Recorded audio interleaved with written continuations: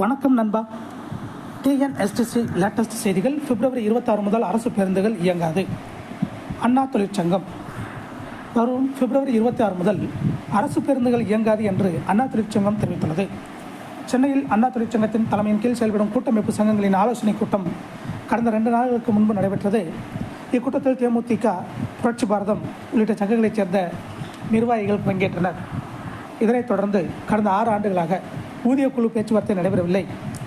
ஓய்வூதியர்களுக்கான அகவிலைப்படி உயர்வு பணப்பலன் வழங்கவில்லை என்று தெரிவித்து போக்குவரத்து துறை செயலரை சந்திக்க உள்ளதாக அண்ணா தொழிற்சங்க பேரவைச் செயலாளர் ஆர் கமலக்கண்ணன் கூறியிருந்தார்.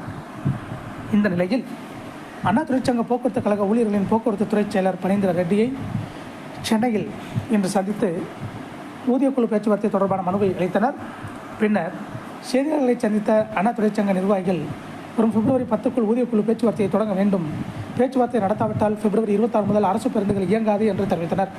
இதே போன்ற போக்குவரத்து துறை அப்டேட்டுகளை தெரிந்து கொள்ள நம்ம சேனல் சப்ஸ்கிரைப் பண்ணுங்கள், ஷேர் பண்ணுங்கள், லைக் பண்ணுங்கள். நண்பா, நன்றி, வணக்கம்.